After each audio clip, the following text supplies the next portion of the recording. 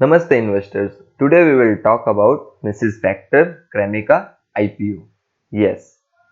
सबसे पहले हम करेंगे इंडस्ट्री एनालिसिस में हम सबसे पहले देखते हैं कि इंडियन पैकेज फूड का मार्केट साइज इन बिलियंस किस हिसाब से ग्रो हो रहा है। पिछले 5 साल में ये मार्केट सालाना 10% के हिसाब से ग्रो हो रहा है और आने वाले समय में भी यही एक्सपेक्ट किया जा रहा है कि ये मार्केट सालाना 10% से ग्रो करेगा। इसी के अंदर कंपनी ऑपरेट करती है बिस्किट एंड बेकरी मार्केट में।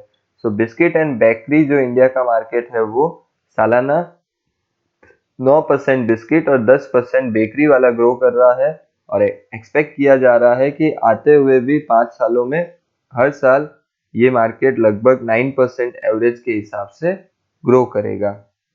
नेक्स्ट, बिस्किट का जो कंजप्शन है इंडिया के अंदर वो काफी कम है। पर कैपिटा के हिसाब से अगर देखा जाए तो सालाना इंडिया में ओनली 2.5 केजी का ही कंजप्शन है पर कैपिटा के हिसाब से। वही ये यूके और यूएस के मुकाबले काफी लो है। सो अभी भी यहाँ पे एक बहुत बड़ा वास्ट अपॉर्चुनिटी ओपन है। यही अगर मैं ब्रांडेड बिस्किट्स की बात करूं तो नॉन ब्रांडेड बिस्किट्स का जो मार्केट शेयर है वो कंटिन्यूसली धीरे धीरे कम होता जा रहा है। सो ये पूरा बिस्किट्स का मार्केट ब्रांडेड सेगमेंट्स के हाथ में ही था और ब्रांडेड सेगमेंट्स के हाथ में ही जा रहा है। यही अगर मैं इंडिविजुअल कंपनी की बात करूं तो सबसे बड़ा मार्केट शेयर ब्रिटानिया का है 28%। क्रेमिका यानी कि जिस कंपनी का आईपीओ आया है उसका मार्केट शेयर ओनली 1% है, जो कि काफी कम है। बट इनके पास एक बहुत वास्ट अपॉर्चुनिटी है खुद को एक्सपांड करने के लिए। यही अगर मैं ब्रेड के अंदर देखूं तो जहाँ पे कंपनी ब्रेड सेगमेंट में इंग्लिश ओवन के नाम से ऑपरेट करती है वहां पे भी कंपनी का मार्केट शेयर ओनली 5% है। और इनके पास एक बहुत बड़ी अपॉर्चुनिटी है कि कैसे कंपनी खुद को ग्रो करती है और कॉम्पिटिटर्स को कॉम्पीट करती है। Now let's go on to company information. Company की अगर मैं प्रोफाइल देखूं तो company was started in 1995। Two segments में कंपनी ऑपरेट करती है, वन इज बिस्किट और one is bakery product. Biscuits के अंदर कंपनी का ब्रांड नेम है मिसेस बेक्टर क्रेमिका, जहाँ पे वो 384 अलग अलग तरह के बिस्किट्स बनाती है। बेकरी के अंदर कंपनी का ब्रांड नेम है इंग्लिश ओवन, जहाँ पे वो 96 तरह के आइटम्स बनाती है। इनकी 4 मैन्युफैक्चरिंग फैसिलिटीज है। One is in Punjab, second Himachal Pradesh, third Uttar Pradesh, fourth Karnataka and fifth is in Maharashtra. इनके जो की मार्केट्स है वो है दिल्ली, बॉम्बे और बेंगलुरु। इसी के साथ इनकी जो बिस्किट्स है वो पूरे भारत के अंदर 23 स्टेट्स में सप्लाई होते हैं। इनके पास एक बहुत ही वास्ट नेटवर्क है डिस्ट्रीब्यूटर्स का और रिटेलर्स का। सेम चीज है बेकरी प्रोडक्ट्स में भी, जो इंग्लिश ओवन के नाम से इनके पास था। पूरे भारत में 132 डिस्ट्रीब्यूटर्स है और खुद के जो रिटेल आउटलेट्स है वो 14,000 रिटेल आउटलेट्स इन्होंने कैप्चर किए हैं, जो कि दिल्ली, बॉम्बे, पुणे एंड बेंगलुरु में फोकस्ड है। बिस्किट सेगमेंट में ये नॉर्थ इंडिया में सब one of the leading player है। पंजाब, हिमाचल प्रदेश, जम्मू कश्मीर और लद्दाख में सबसे ज्यादा अगर बिस्किट किसी के बिक रहे हो प्रीमियम और मिड प्रीमियम सेगमेंट में तो वो इसी कंपनी के है।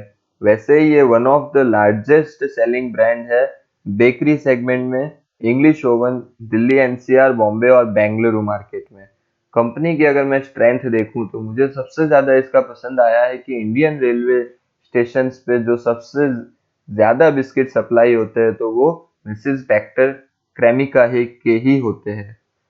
सेकेंड थिंग के ब्रिटानिया के बाद अगर सबसे बड़ा कोई बिस्किट का एक्सपोर्टर हो इंडिया से तो वो क्रेमिका यही कंपनी है जिसका आईपीओ आ रहा है।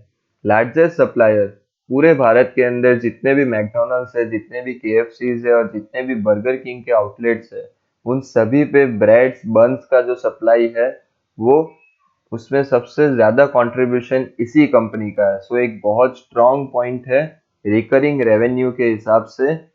और अब कंपनी ने क्या किया है कि क्विक सेलिंग रेस्टोरेंट्स जो है या फिर जो कैफेज है जैसे डोमिनोज है या मैकडोनल्ड्स है, केएफसीज है, ऐसे क्विक सर्विस रेस्टोरेंट्स पे जो डेजर्ट्स ऑफर किए जा रहे हैं आपको, वो डेजर्ट्स भी अब कंपनी ही सप्लाई कर रही है। And company is also operating in dough market.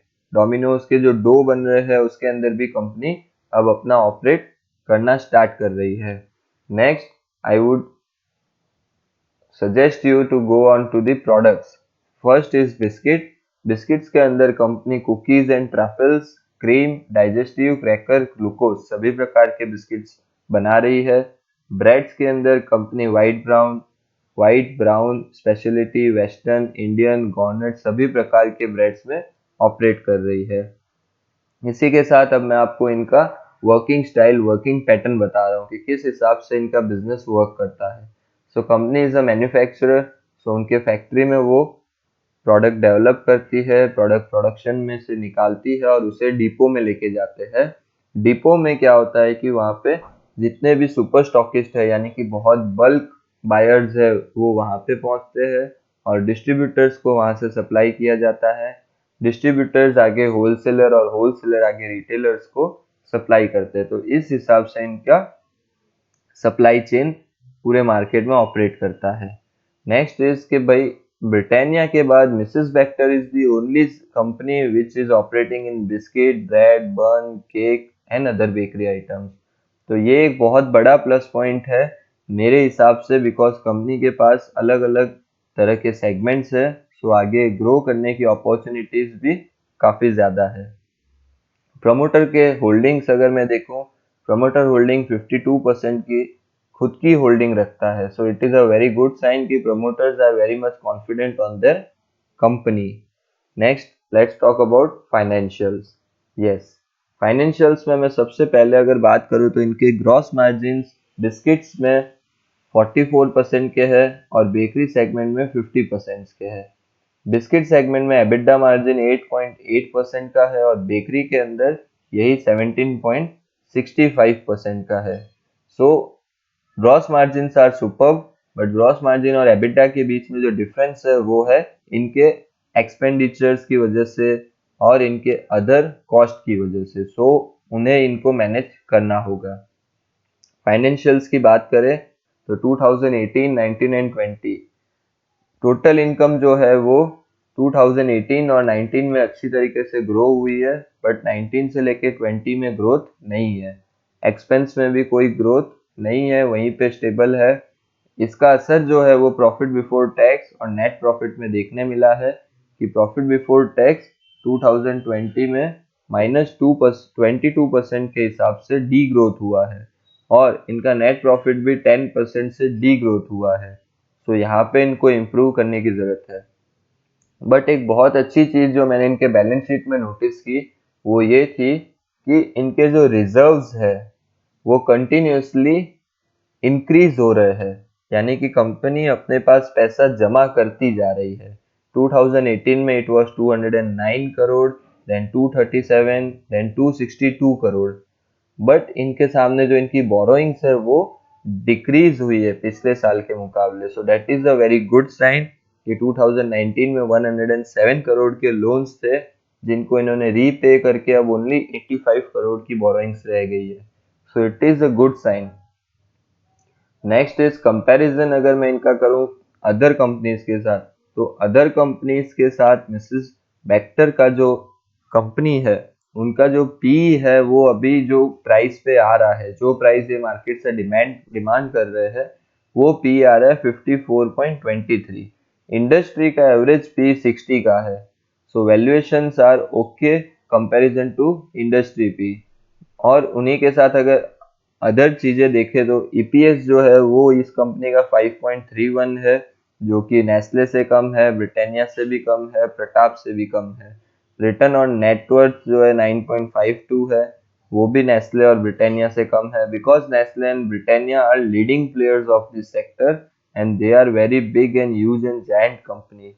सो इसकी वजह से मिसेस बेक्टर्स का जो आपको अदर सेगमेंट्स है वो इनके मुकाबले कम नजर आ रहा है। नेक्स्ट इज फाइनेंशियल कंपेयर्स करें अगर पीयर के साथ, तो फाइनेंशियल ईयर अगर मैं रेवेन्यू की बात करूं, इनकम की बात करूं, तो मिसेस बेक्टर का जो रेवेन्यू है वो 12% कीगर से ग्रो हो रहा है, जो कि compare to competitors are good. Gross margin are good compare to other. 44% इनका है और बाकी का 39%, 33%। एबिटा मार्जिन में इनका 12% का एबिटा मार्जिन है, यहाँ पे Britannia is leading. Return on equity भी इनका 13% है, जहाँ पे Britannia is leading. Return on equity इनका 17% है, वहां पे भी ब्रिटानिया इज लीडिंग। क्योंकि ब्रिटानिया इस सेक्टर का लीडर है, इसके लिए इनके पास बहुत बड़ा मार्केट शेयर है और एक तरह की मोनोपोली भी आप बोल सकते हो कि Britannia as an consumer, not as an company, but as an consumer people prefer Britannia as it is a whole sole player in India.